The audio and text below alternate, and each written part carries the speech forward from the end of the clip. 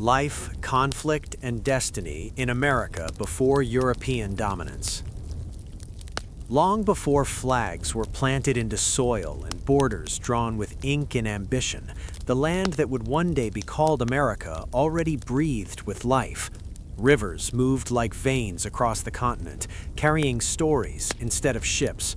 Forests stood older than memory. Plains stretched endlessly beneath skies that had never heard the thunder of cannon fire. This was not an empty world waiting to be discovered. It was a living one, complex, diverse, and deeply human.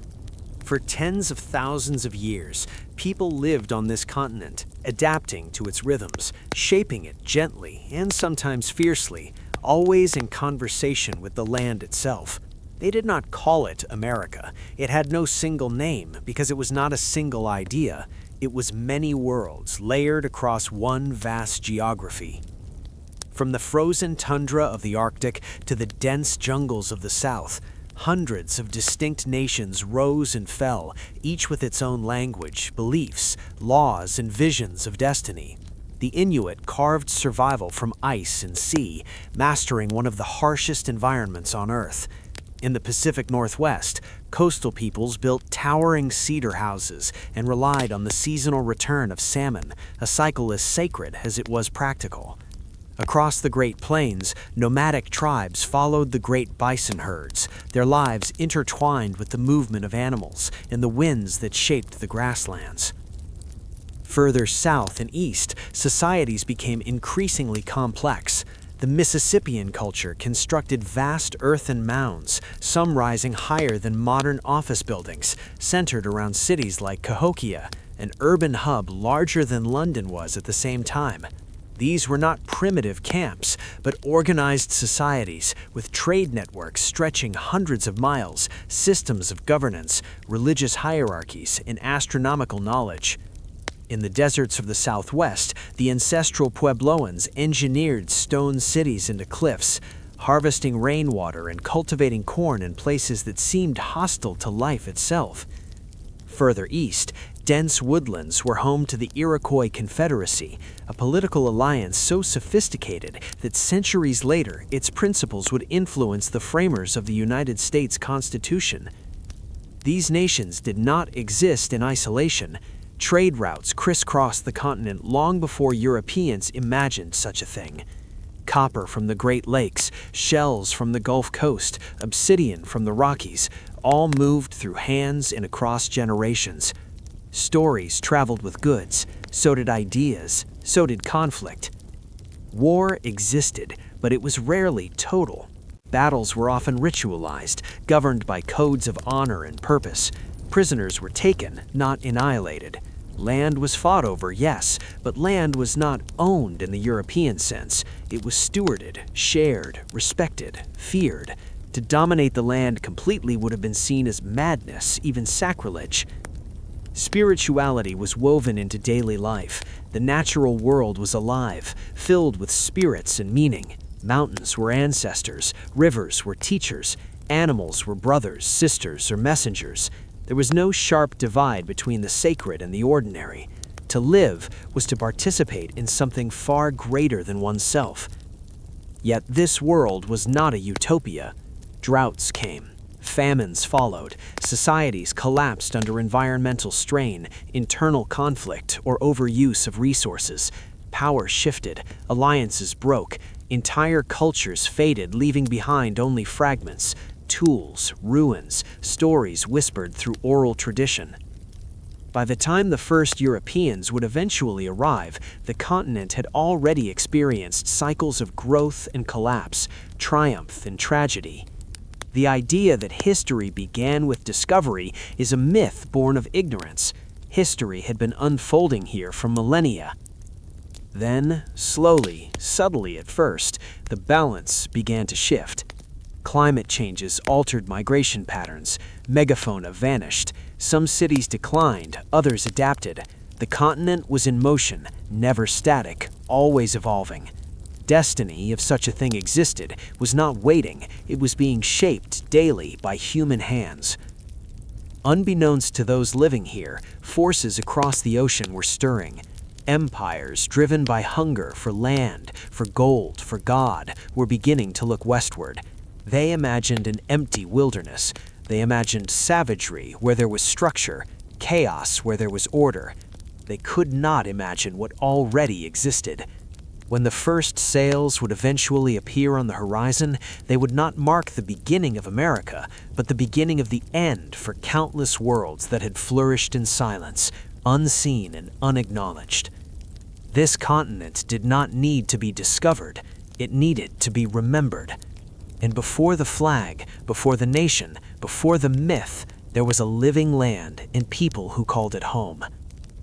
Ambition, exploration, and the first crossings of the Atlantic. The decision to look west was not sudden.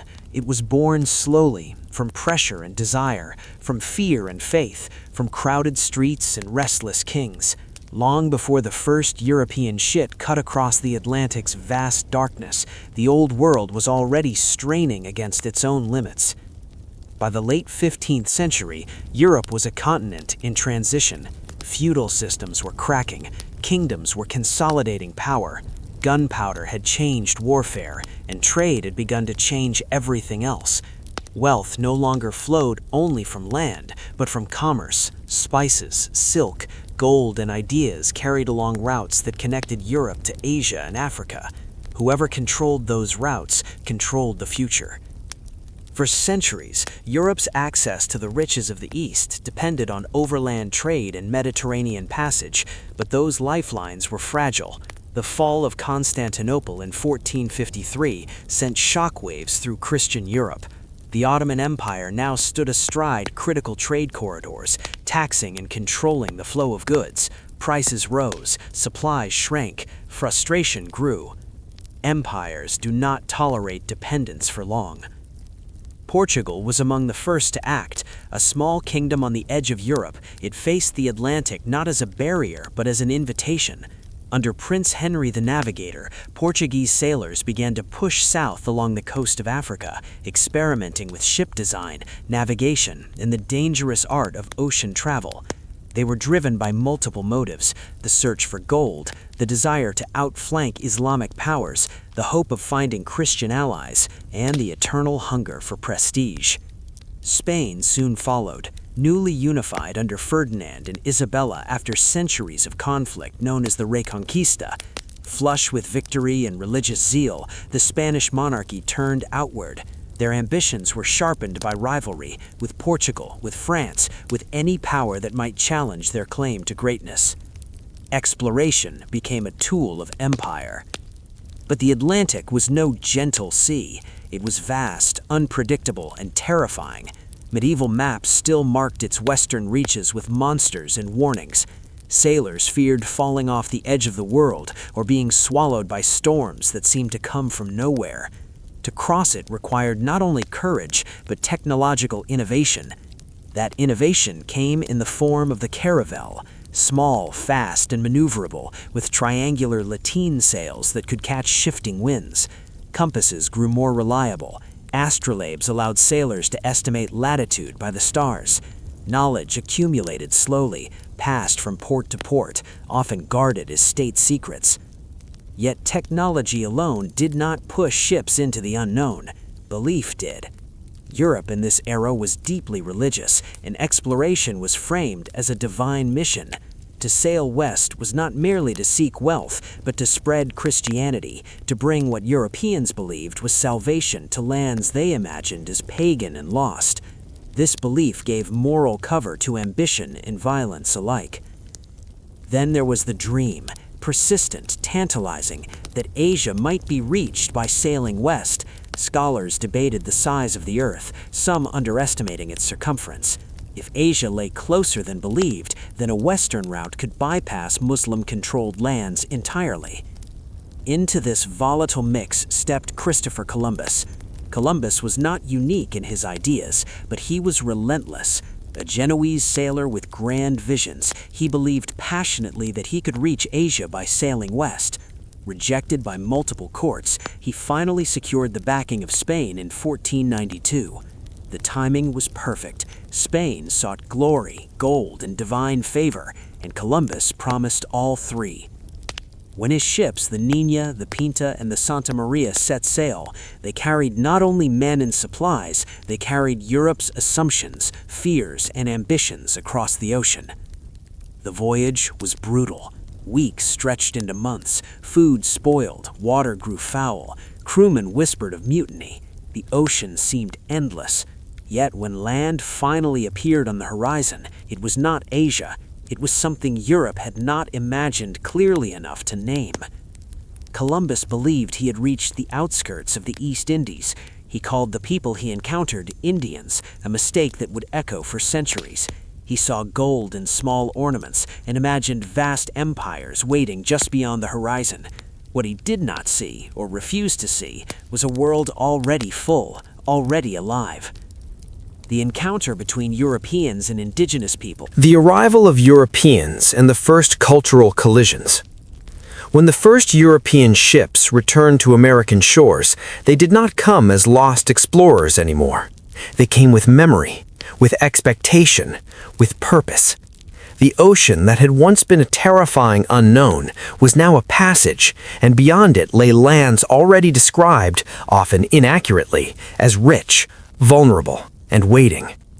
For the indigenous peoples of the Americas, these shores were not new.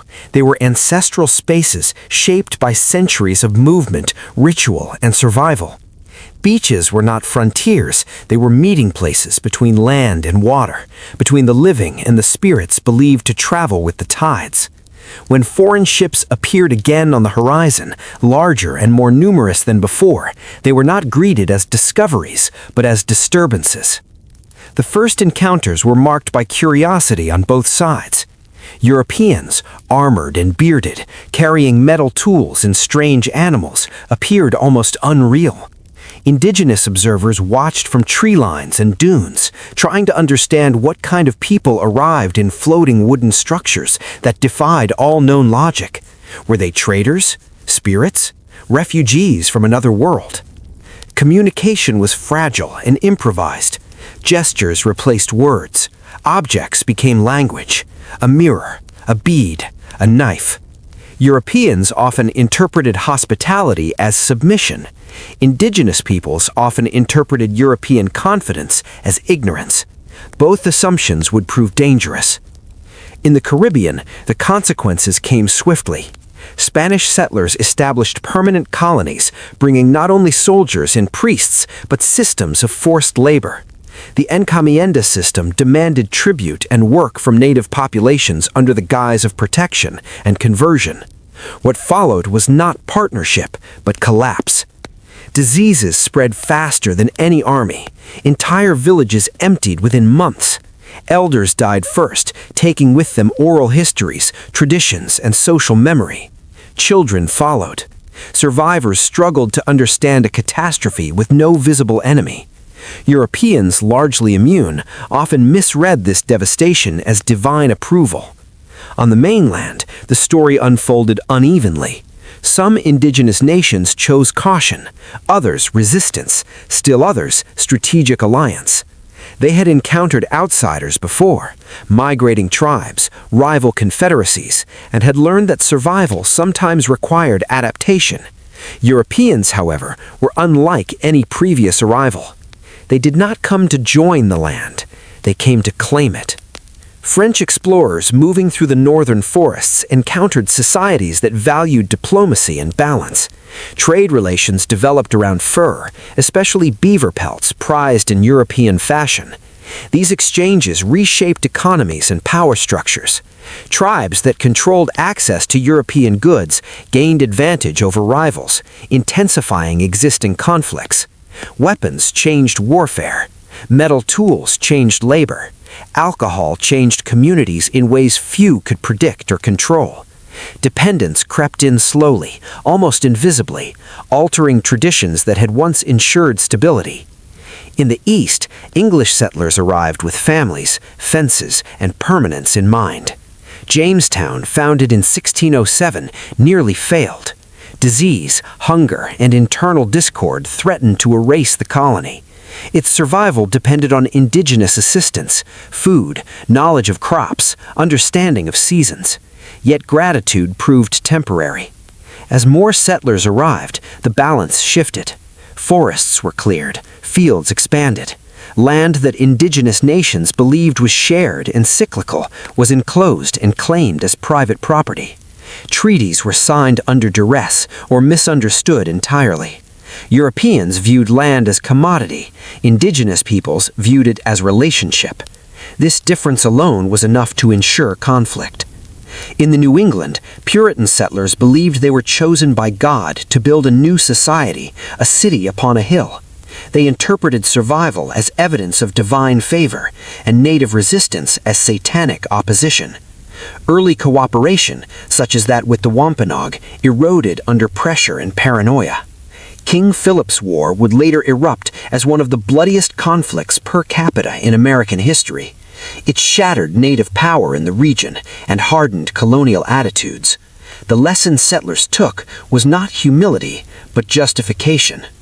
Further south, Spanish missions stretched across Florida and the Southwest, attempting to reshape indigenous life through forced conversion and cultural erasure. Languages were suppressed, traditions outlawed. Resistance was met with punishment, sometimes massacre. And yet, indigenous cultures endured. Alliances, betrayals, and the cost paid by native nations. By the time Europeans began to settle more permanently along the coasts and river valleys of North America, the age of first contact had already hardened into something more dangerous. Curiosity had given way to calculation. Hospitality had become leverage. Survival itself was now a negotiation, and the terms were written in blood, trade goods, and promises that would rarely be kept. For indigenous nations, the newcomers were no longer a mystery. They were a reality, sometimes useful, sometimes deadly, always disruptive. European powers arrived not as a single force, but as rivals. Spanish, French, English, Dutch. Each brought different customs, different strategies, and different demands. Native nations, long experienced in diplomacy and conflict, recognized opportunity as well as threat. Alliances were formed not out of trust, but necessity. Trade became the first binding thread. Metal tools transformed daily life. Iron axes cleared forests faster than stone ever could. Copper kettles replaced clay pots. Guns changed hunting and warfare, altering the balance of power between rival tribes. European cloth, beads, and ornaments carried social meaning, becoming symbols of status and connection. In return, Europeans demanded furs, food, guides, and land. Always more land. The fur trade reshaped entire regions. In the north, beaver pelts became a currency of empire. French traders pushed deep into the interior, relying on indigenous networks to survive and prosper. Alliances formed between French settlers and tribes like the Huron, while long-standing enemies such as the Iroquois found new power through trade with the Dutch and later the English. Old rivalries intensified under new pressures. What had once been localized conflict now became proxy warfare for European ambitions. Weapons flowed unevenly. Those with access to firearms dominated those without. Raids grew more destructive. Villages burned. Captives were taken and adopted, or sold. Entire nations were displaced, not always by Europeans directly, but by indigenous neighbors empowered by European trade. The cost was devastating. As trade expanded, so did dependence. Traditional economies built on balance and sustainability were pulled into global markets that demanded constant growth. Overhunting depleted animal populations. Scarcity followed abundance. Communities that had once been self-sufficient found themselves reliant on European goods that could be withheld or manipulated. Alongside trade came treaties, documents written in foreign languages, shaped by foreign concepts of land ownership and sovereignty. To European officials, treaties were contracts that transferred permanent rights. To many indigenous leaders, they were agreements to share use, to coexist, to maintain peace. These differences were rarely clarified and almost never respected. Promises were made easily. Promises were broken even easier. Colonial officials assured native leaders that boundaries would be honored, that settlers would not cross certain rivers, that land would remain untouched. Yet settlers came anyway. They came with families and livestock, fences and deeds. When conflicts arose, colonial governments almost always sided with their own. Violence followed predictably. In Virginia, tensions between English settlers and the Powhatan Confederacy erupted repeatedly. Initial cooperation collapsed under land hunger and mistrust. Attacks and reprisals hardened attitudes on both sides. English leaders began to see native presence not as something to negotiate with, but something to eliminate. Similar patterns unfolded across the colonies. Expansion demanded removal. Removal demanded justification. Native resistance became framed as savagery, betrayal, or rebellion, never as defense. Religion provided moral armor. Missionaries claimed to save souls even as they erased cultures. Conversion often meant abandonment of language, tradition, and identity. Those who resisted were punished, sometimes brutally. Those who complied lost pieces of themselves in the process. And still, native nations endured. They adapted politically as well as culturally. Confederacies expanded. Councils debated strategy. Leaders emerged who understood European intentions and sought to use them against each other. Playing one empire against another became a survival tactic. Neutrality, alliance, resistance, all were tried, often simultaneously. But the ground kept shifting. European wars spilled into American soil. Conflicts like the French and Indian War drew native nations into global struggles not of their making. Allies were rewarded temporarily, then discarded. Victories brought new rulers, not freedom. When France lost its North The rise of slavery and its silent shaping of the New World. The Atlantic Ocean did more than separate continents. It bound them together in a system of exchange that reshaped the world, economically, culturally, and morally. Gold and silver crossed its waters. Sugar, tobacco, and cotton followed. So did ideas, languages, and faiths. But above all, carried in the dark holds of ships and the ledgers of merchants, were human lives reduced to cargo. Slavery did not begin in the Americas. It was an ancient institution, practiced in many forms across Africa, Europe, and Asia for thousands of years. What emerged in the New World, however, was something different in scale, permanence, and cruelty. It was a system built not only on forced labor, but on race, an ideology that declared some people inherently fit for bondage and others destined to rule. This system would quietly, relentlessly shape the Americas long before they imagined themselves as nations. As European colonies expanded, their hunger for labor grew insatiable. Indigenous populations, devastated by disease and war, could no longer be exploited at the scale colonial economies demanded.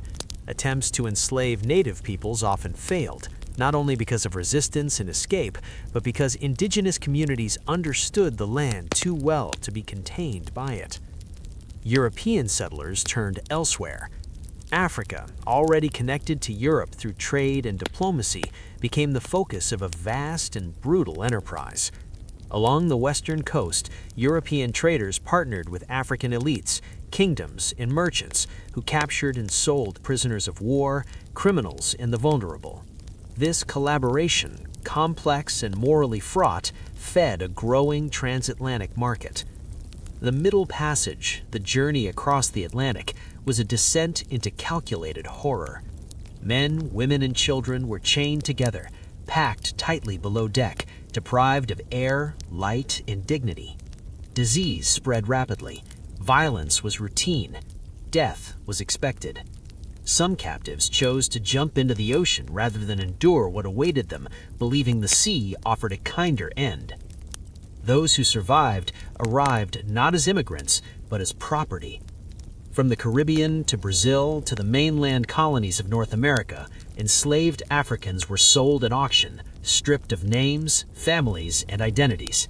They were assigned new names, new languages, and new religions, though none of these could fully erase memory. Their labor became the backbone of colonial wealth. Sugar plantations in the Caribbean generated enormous profits, fueling European economies and financing further expansion. Tobacco fields in Virginia and Maryland depended on enslaved labor to meet global demand.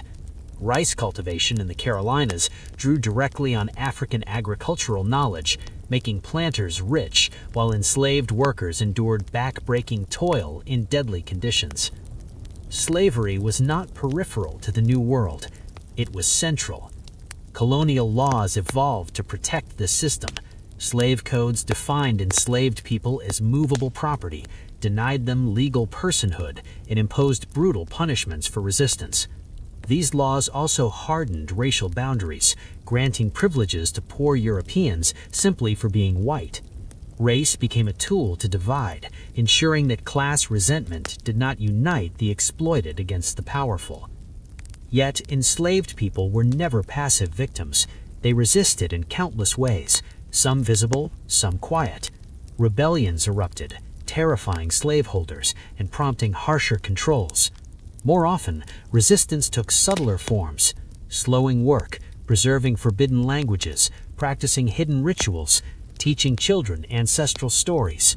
Family bonds were formed and reformed under impossible conditions. Cultures survived where freedom did not. Religion became a weapon and a refuge. Slaveholders used Christianity to justify obedience, emphasizing suffering and submission. Enslaved Africans, however, reinterpreted faith through their own experiences, finding hope in stories of liberation and justice. Spirituals carried coded messages expressing grief, endurance, and the longing for freedom. The impact of slavery extended far beyond plantations. It shaped cities, ports, and global finance. Northern colonies and later states, often imagined as detached from slavery, profited deeply from it through shipping, insurance, banking, and manufacturing. Slave-produced goods fueled entire industries. The wealth that built towns, universities, and institutions was inseparable from human bondage. Meanwhile, the presence of enslaved Africans transformed American culture. Foodways, music, language, and social structures absorbed African influences, even as the society that benefited from them denied their source. The New World was becoming something new, forged through forced convergence. For indigenous nations, slavery brought another layer of devastation. Enslaved Africans were sometimes used to displace native peoples from their lands, creating a tragic hierarchy of oppression where survival for one group came at the expense of another. Some indigenous communities owned slaves themselves, pressured by colonial systems to conform or perish. The moral contradictions grew sharper as colonies began to speak of liberty. How could societies that proclaimed freedom and natural rights depend so fully on enslavement? The question was often asked quietly, if at all. For most, economic interest drowned moral doubt. Slavery was too profitable, too embedded, too convenient to challenge openly. And so it endured. Generations were born into bondage, knowing no other life. Children inherited the status of their mothers, ensuring slavery's permanence. Families were sold apart. Trauma accumulated, passed down not only through stories but through silence. Across the Atlantic, abolitionist voices began to emerge, but they were faint against the roar of commerce. Change would come slowly, violently, and incompletely. By the time America would begin to imagine itself as a nation, slavery would already be woven into its foundations, into its laws, its economy, its politics, and its psyche. It would shape debates, fuel expansion, and ultimately tear the country apart. Yet even in chains, humanity endured. Enslaved people did not lose their capacity to love, to hope, to create, or to resist. Their survival was an act of defiance. Their culture was a living testimony. Their labor built a world that refused to fully acknowledge them. The Atlantic carried chains, but it also carried memory. In the echoes of those crossings, the cries, the songs, the unmarked graves beneath the waves would never truly fade. They would remain embedded in the New World, shaping its present and haunting its future. Long before freedom would be written into law, it lived in the hearts of those denied it. And from that contradiction, liberty proclaimed, slavery practiced, the American story would draw both its strength and its deepest wounds. Daily life, faith, and survival under imperial rule. By the early 18th century, the Atlantic world had settled into patterns that felt permanent to those living within them. European empires had planted themselves firmly in American soil, carving the continent into colonies ruled from distant capitals. Flags flew over forts and ports, laws crossed oceans in sealed letters, and governors spoke in the name of kings who would never see the lands they claimed. Yet beneath the symbols of empire, daily life unfolded in ways that were far messier, more fragile, and more human than imperial designs ever intended. For those who crossed the ocean willingly, the colonies were imagined as places of hope. Pamphlets and letters promised land, opportunity, and a fresh start beyond Europe's rigid hierarchies. For others, enslaved Africans, transported prisoners, displaced native peoples, the colonies were systems of control, built to extract labor, loyalty, and obedience. These two realities existed side by side, shaping a world defined by contradiction. Colonial life was harsh from the beginning. Survival was never guaranteed. Settlements clung to coastlines and rivers, vulnerable to disease, famine, weather, and conflict. Homes were crude, roads were few, medical knowledge was limited, and death was a constant companion. Children often did not reach adulthood. Women faced dangerous pregnancies. Men labored until their bodies failed. Yet people endured because endurance was the price of possibility. In New England, communities organized themselves around faith and discipline. Puritan settlers believed they were building a godly society, bound by covenant with both God and one another. Church attendance was not merely religious, it was social, political, and moral. Dissent threatened not just belief, but order. Those who challenged orthodoxy were punished, banished, or worse. Daily routines revolved around work and worship. Farming was communal, tied to the seasons and to survival. Town meetings governed local affairs, fostering a sense of participation that would later shape American political culture. But this participation was limited, reserved largely for male property owners, and enforced conformity rather than freedom. Further south, the colonies developed differently. In the Chesapeake region, tobacco dominated life. Plantations spread along rivers, worked by enslaved Africans and indentured servants. Wealth concentrated in the hands of large ideas, taxes, resistance, and the slow awakening of defiance. Revolutions are often remembered for their explosions, for gunshots, declarations, and battles that make history easy to date. But rebellion rarely begins with noise. More often, it starts quietly, in conversations and contradictions, in the growing distance between what people are told to accept and what they experience every day. In the American colonies, rebellion did not arrive suddenly. It took root slowly, like seeds buried deep in the soil of daily life, nourished by ideas, sharpened by injustice, and carried forward by ordinary people who did not yet know they were becoming revolutionaries. By the mid-18th century, the colonies had matured. They were no longer fragile outposts struggling merely to survive. Farms flourished, ports thrived, trade connected colonial towns to the wider Atlantic world. A generation had grown up that had never seen England, France, or Spain. These colonists were still subjects of empire, but their sense of identity was increasingly local, shaped by American land, labor, and experience. At the same time, the imperial world was changing. European empires were locked in near constant conflict, fighting wars that stretched across continents. The 7 Years' War, known in America as the French and Indian War, proved decisive. Britain emerged victorious, claiming vast new territories in North America. For colonists, the war removed a major threat that they had long desired and opened Western lands they had long desired. For Britain, the victory came at an enormous cost. The empire was deeply in debt. Maintaining troops in North America, administering new territories, and defending colonial borders required money. British leaders looked westward, not with pride, but with calculation. The colonies, they believed, should help pay for their own protection. This belief marked a turning point.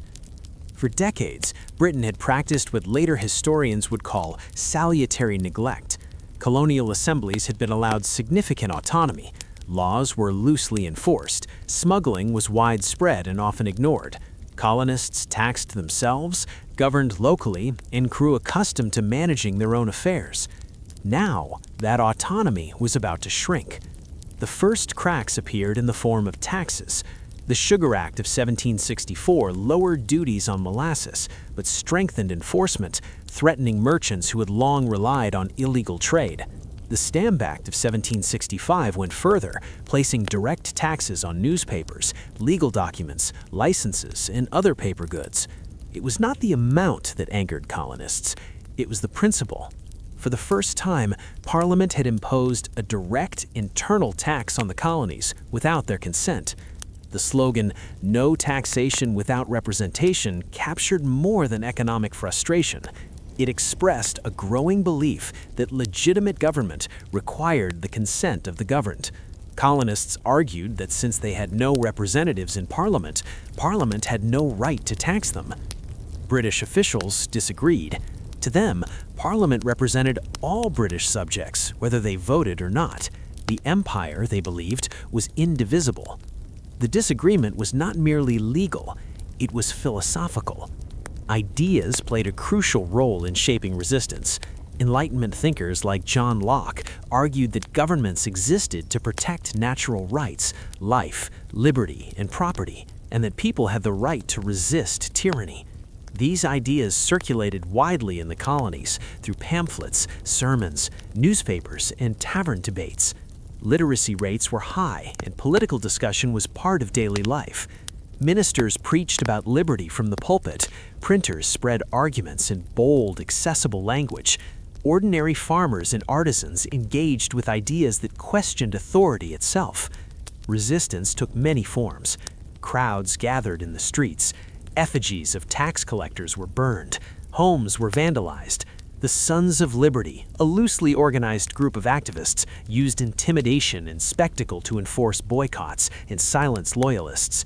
Women played a crucial role, organizing non-importation agreements and producing homemade goods to replace British products. Economic resistance became a powerful weapon. Colonists refused to buy taxed goods, hurting merchants who pressured Parliament to repeal unpopular laws. The Stamp Act was eventually withdrawn, but the relief was temporary. Britain did not abandon its claim to authority. New taxes followed, the Townshend Acts, duties on goods like tea, glass, and paper. Once again, colonists protested. Once again, they argued that revenue raised without consent was a violation of their rights. Tensions escalated as British troops were stationed in colonial cities to enforce order. In Boston, resentment boiled over. Soldiers competed with locals for work, clashed with crowds, and became symbols of oppression. In 1760, a confrontation between soldiers and civilians ended in gunfire, killing 5 colonists. Though later labeled the Boston Massacre, the event was less a massacre than a tragedy, but it was used masterfully by Patriot leaders to inflame public opinion. Images circulated, stories spread, anger deepened. Still, many colonists hesitated. Loyalty to the crown ran deep. The idea of open rebellion was frightening. Britain was powerful. Independence was untested. What would replace imperial rule? Chaos? Tyranny of another kind? For enslaved Africans and indigenous nations, the rhetoric of liberty rang hollow. Colonists demanded freedom from Britain while denying freedom to others. Some enslaved people hoped British promises of emancipation might offer a path to liberation. Native nations watched carefully, knowing that colonial expansion posed an even greater threat than distant imperial control. Rebellion, when it came, would not unite everyone. The Tea Act of 1773 reignited tensions. Designed to rescue the struggling British East India Company, it granted the company a monopoly that undercut colonial merchants. Though it lowered the price of tea, colonists saw it as a dangerous precedent, an attempt to make them accept Parliament's right to tax. In Boston, resistance took dramatic form. Disguised as Native Americans, a group of colonists boarded ships and dumped hundreds of chests of tea into the harbor. The Boston Tea Party was symbolic, theatrical, and defiant. It signaled a shift from protest to open challenge. Britain responded harshly. The coercive acts, called the Intolerable Acts by colonists, closed Boston's port, dissolved local government, and increased military control. These measures were intended to punish Massachusetts and deter rebellion elsewhere. Instead, they unified the colonies in opposition. Committees of correspondence spread information and coordinated resistance. The First Continental Congress met in Philadelphia in 1774, bringing together representatives from different colonies to discuss collective action. For the first time, colonists began to think of themselves not just as Virginians or New Yorkers, but as Americans. The seeds had sprouted. Militias drilled in town greens, weapons were stored quietly. Loyalty and defiance divided families and communities. Words like liberty and tyranny took on urgent meaning. What had once been abstract ideas now felt immediate and personal. Rebellion was no longer unthinkable, it was becoming inevitable. Yet even now, many hoped for reconciliation. They petitioned the king, appealed to tradition, and sought compromise. Independence was still a radical idea, whispered more often than declared. But history was moving. Ideas had changed how people understood power. Taxes had revealed the limits of obedience. Resistance had taught colonists that collective action could force change. Each step made the next one easier, more imaginable, more dangerous. The awakening of defiance was not sudden.